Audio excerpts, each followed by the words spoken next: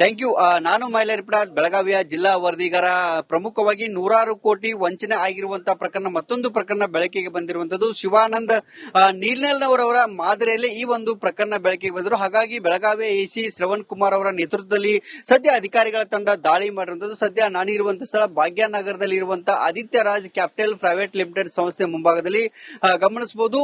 ಈ ಒಂದು ಸಂಸ್ಥೆ ಮೇಲೆ ಸದ್ಯ ಈಗ ಬೆಳಗಾವಿಯ ಎಸಿಪಿ ಜೊತೆಗೆ ಪೊಲೀಸರು ಕೂಡ ದಾಳಿ ನಡೆಸಿ ಮಹತ್ವದ ದಾಖಲೆಗಳನ್ನು ಪರಿಶೀಲಿಸುವಂತಹ ಕೆಲಸವನ್ನು ಕೂಡ ಈಗಾಗಲೇ ಮಾಡಿರುವಂತದ್ದು. ಜೊತೆಗೆ ಹೆಚ್ಚಿನ ಬಡ್ಡಿಯನ್ನ ನೀಡೋದಾಗಿ ಆಮಿಷದ ವಡ್ಡಿ ಸಾರ್ವಜನಿಕನ ಹಣ ಸಂಗ್ರಹಿಸಿದ ಆರೋಪ. ಜೊತೆಗೆ ಇಲ್ಲಿ ಆರ್ಬಿಐ ಗೈಡ್ಲೈನ್ಸ್ ಇರಬಹುದು, ಸೆಬಿ ಗೈಡ್ಲೈನ್ಸ್ ಉಲ್ಲಂಘನೆ ಮಾಡಿರುವಂತಹ ಆರೋಪದ ಹಿನ್ನೆಲೆಯಲ್ಲಿ ದಾಳಿಯನ್ನ ಮಾಡಿರುವಂತಹ ಅಧಿಕಾರಿಗಳು ಮಾಹಿತಿಯನ್ನ ಕಲೆ ಹಾಕುವಂತಹ ಕೆಲಸವನ್ನು ಕೂಡ ಸದ್ಯ ಮಾಡ್ತಿರುವಂತದ್ದು ಗಮನಿಸಬಹುದು. ಸದ್ಯ ಅಧಿಕಾರಿಗಳ ತಂಡ ಈ ಒಂದು ಬಿಲ್ಡಿಂಗ್ ನಲ್ಲಿ ಬಿಟ್ಟಿರುವಂತದ್ದು ಮತ್ತು ಯಾವುದೇ ಕಾರಣಕ್ಕೂ ಅಹಿತಕರ ಘಟನೆ ಆಗಬಾರದು ಅನ್ನೋ ನಿಟ್ಟಿನಲ್ಲಿ ಇಬ್ಬರು ಎಸಿಪಿಗಳ ನೇತೃತ್ವದಲ್ಲಿ ಮಹತ್ವದ ದಾಖಲೆಗಳು ಜೊತೆಗೆ ಭದ್ರತೆ ನೇತೃತ್ವದಲ್ಲಿ ದಾಳಿಯನ್ನ ಕೂಡ ಮಾಡಲಾಗಿರುವಂತದ್ದು. ಜೊತೆಗೆ ಈ ಹಿಂದೆ ಶಿವಾನಂದ್ ನೀಲನ್ ಅವರು ಇದೇ ಒಂದು ಮಾದರಿಯಲ್ಲಿ ಸುಮಾರು ಸಾವಿರಾರು ಕೋಟಿ ಹಣವನ್ನ ಇಲ್ಲಿ ವಂಚನೆ ಮಾಡಿರುವಂತದ್ದು. ಹಾಗಾಗಿ ಎಚ್ಚೆತ್ತಿರುವಂತಹ ಅಧಿಕಾರಿಗಳು ಈ ರೀತಿಯಾಗಿ ಎಲ್ಲೆಲ್ಲಿ ಇದ್ದಾವೆ ಅಂತ ಸಂಸ್ಥೆಗಳ ವಿರುದ್ಧ ಈಗ ದಾಳಿಯನ್ನ ಮಾಡ್ತಿರುವಂತದ್ದು. ಜೊತೆಗೆ ಮಹಾರಾಷ್ಟ್ರ ಮೂಲದ ಬಲರಾಮ್ ಮಾನೆ ಎಂಬುವರ ಒಡೆತನದ ಕಂಪನಿ ಇದಾಗಿದೆ ಅನ್ನೋ ಒಂದು ಮಾಹಿತಿ ಕೂಡ ಸದ್ಯ ಇರುವಂತದ್ದು. ಹಾಗಾಗಿ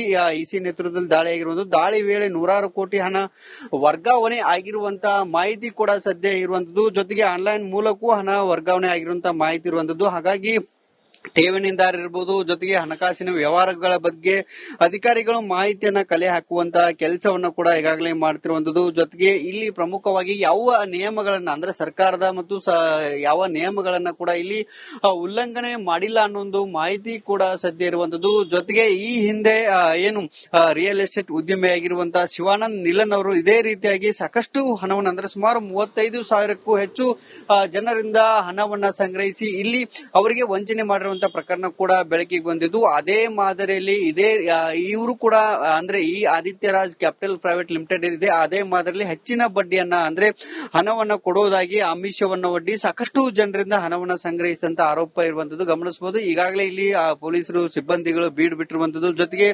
ಕೆಲವೊಂದಿಷ್ಟು ಜನ ಕೂಡ ಸಂತ್ರಸ್ತರು ನಮ್ಮ ಹಣ ಏನಾಗುತ್ತೆ ಅನ್ನೋ ಒಂದು ಆತಂಕದಲ್ಲಿ ಬಂದು ನೋಡಿ ಹೋಗುವಂತ ಕೆಲಸ ಕೂಡ ಆಗುತ್ತೆ. ಆದ್ರೆ ಸದ್ಯದ ಮಾಹಿತಿ ಪ್ರಕಾರ ಸಾಕಷ್ಟು ನೂರಾರು ಕೋಟಿ ರೂಪಾಯಿ ಹಣ ವರ್ಗಾವಣೆ ಆಗಿದೆ ಅನ್ನೋದು ಮಾಹಿತಿ ಕೂಡ ಸದ್ಯ ಇರುವಂತದ್ದು. ಈಗೂ ಕೂಡ ಅಧಿಕಾರಿಗಳು ದಾಖಲೆಗಳ ಮಾಹಿತಿಯನ್ನ ಕಲೆ ಹಾಕುವಂತಹ ಕೆಲಸವನ್ನು ಕೂಡ ಮಾಡ್ತಿರುವಂತದ್ದು. ಇದಿಷ್ಟು ಇಲ್ಲಿನ ಸುದ್ದಿ. ಮುಂದಿನ ಸುದ್ದಿಯನ್ನ ಕೊಡೋದಕ್ಕೆ ನನ್ನ ಸಹೋದ್ಯೋಗಿ